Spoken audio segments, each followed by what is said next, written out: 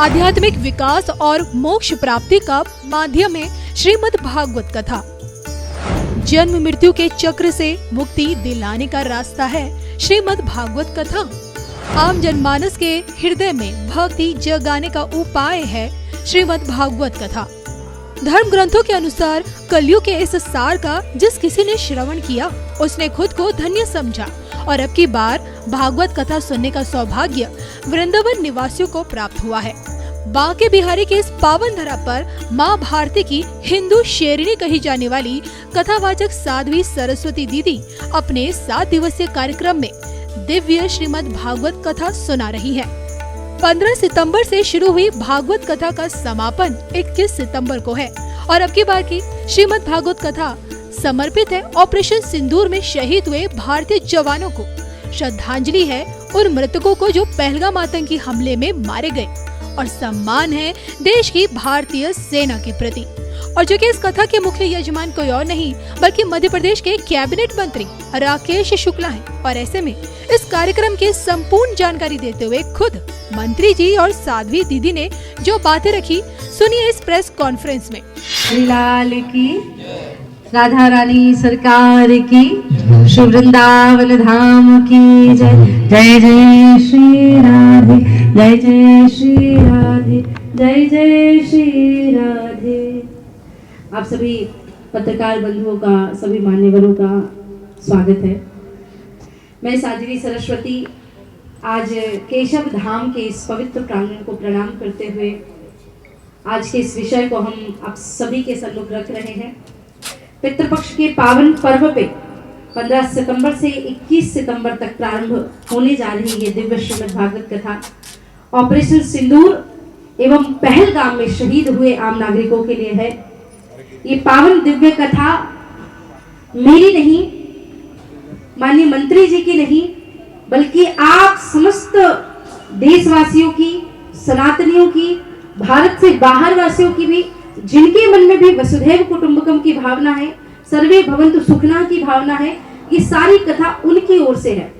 क्योंकि जो सैनिक हमारे लिए दिन रात सब कुछ अपने सारे तिथि त्योहार, जन्मदिन, उत्सव, परिवार के सुख छोड़ करके सीमा पे इसलिए तैनात रहते हैं कि हम अपनी खुशियां मना सके, और जब वो देश के लिए हंसते हंसते शहीद हो जाते हैं तो हमारा एक परिवार के नाते, हमारा एक बहन होने के नाते या मंत्री जी का एक भाई बंधु होने के नाते ये कर्तव्य बनता है कि हम अपने पितरों के नाम से, अपने माता पिता, अपने भाई बंधुओं का अगर तर्पण करते हैं तो पितृपक्ष में हम शहीदों के नाम का भी तर्पण करें। आज से कुछ महीनों पहले ये इच्छा, ये भाव जागृत हुई मेरे मन में और हमने जब भैया से साझा किया तो भैया ने कहा कि दीदी इससे उत्तम तो कुछ हो नहीं सकता। अब जब श्राद्ध की बात आती तो लोग सोचते हैं कि गया जी में श्राद्ध करेंगे, लेकिन वृंदावन धाम एक ऐसा धाम है जहां मोक्ष को भी मोक्ष लेने के लिए आना पड़ता है। तो मुझे ऐसा लगता है कि वृंदावन धाम से सर्वश्रेष्ठ स्थान कुछ हो नहीं सकता था। फिर बारी आई कहां पे कार्यक्रम करेंगे।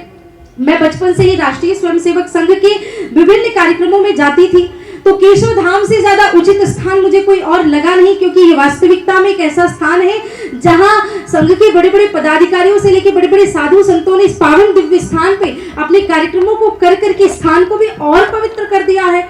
तो हमने सभी चीजें निर्धारित करी, परंतु इस पूरी प्रेस वार्ता का एक स्वरूप हम आपको बता दें कि ये पूरी की पूरी कथा सैनिकों के लिए, उनके परिवारों के लिए, शहीदों के लिए और देश धर्म समाज को समर्पित होते हुए कथा है। एक और बात कि क्योंकि आपका पद है मंत्री जी वाला, तो हम बोलेंगे तो मंत्री जी ही, लेकिन जिस भावना के साथ आप और आपका पूरा परिवार जुड़ा हुआ है, वास्तविकता में इस कथा से भारत माता का एक पुत्र, भारत माता और हम सब का एक भाई या मेरे भाई कहें, वो भाई जुड़े हुए हैं। यहाँ कोई पद प्रतिष्ठा लेकर के नहीं बैठे हैं, यहाँ मैं हूँ या भैया हूँ, ये सब केवल और केवल राष्ट्र धर्म सरकार की निर्माण की भावना को लेकर के यहाँ पे उपस्थित हुए हैं। भागवत महापुराण में एक श्लोक आता है, आद्र शुष्कम लघु स्थूलम वांग मनः कर्म भी कृतम श्रवणम विदेहात पापम पावकः समिधो यथा।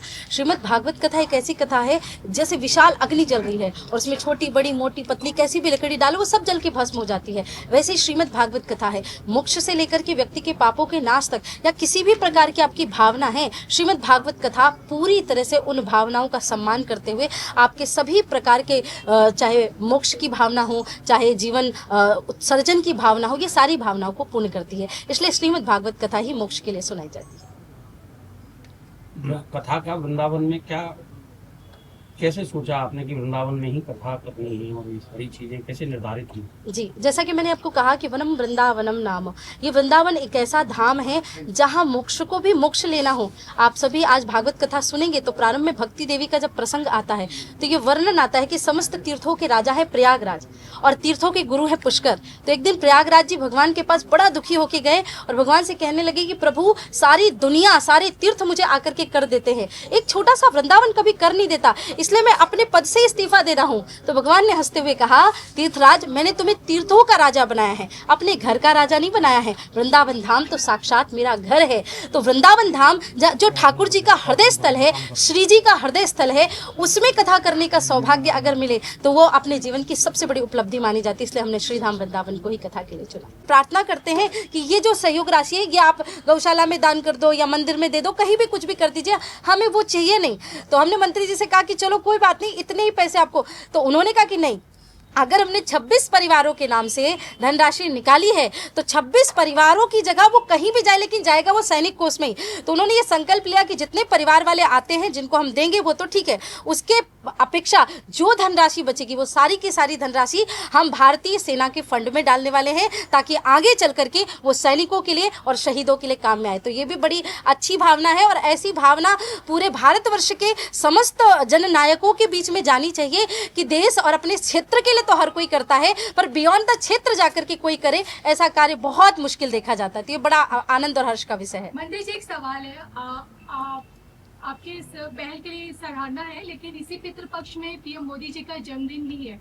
75 वर्ष ये कंप्लीट हो जाएंगे, 76वां वर्ष शुरू हो जाएगा और विरोधियों का इंतजार है, संन्यास लेंगे नहीं लेंगे, राजनीति छोड़ेंगे नहीं छोड़ेंगे, खुद का सेट किया हुआ 75 वाला रूल शायद आप भी जानते हैं, सरकार में है, उनके लिए क्या करेंगे?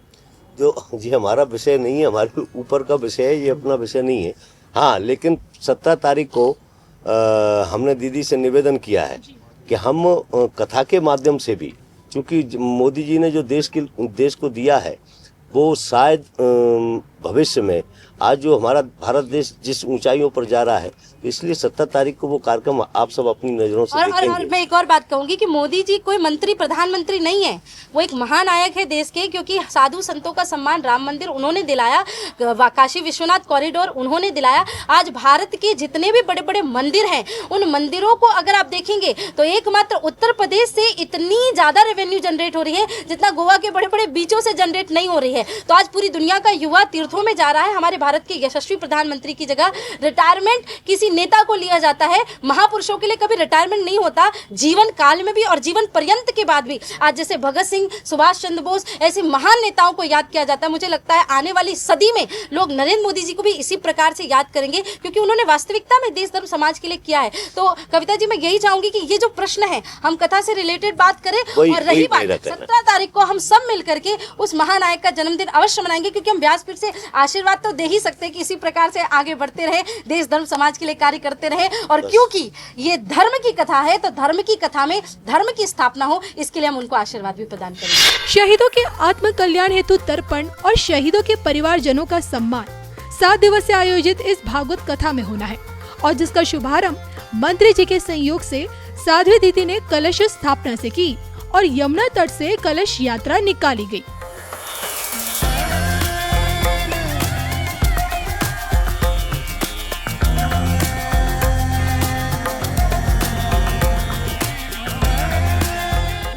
तो केशव धाम में आयोजित 7 दिवसीय श्रीमद् भागवत कथा दोपहर 1 बजे से शाम 4 बजे तक चलती है, और जिसके श्रवण के लिए वृंदावन के केशव धाम में आपका स्वागत है। और किसी कारणवश यहाँ तक आपका आना मुश्किल है तो आप अपने धर्म ज्ञान पर दिए गए इस लिंक पर वेदों के इस सार का श्रवण आसानी से कर सकते हैं।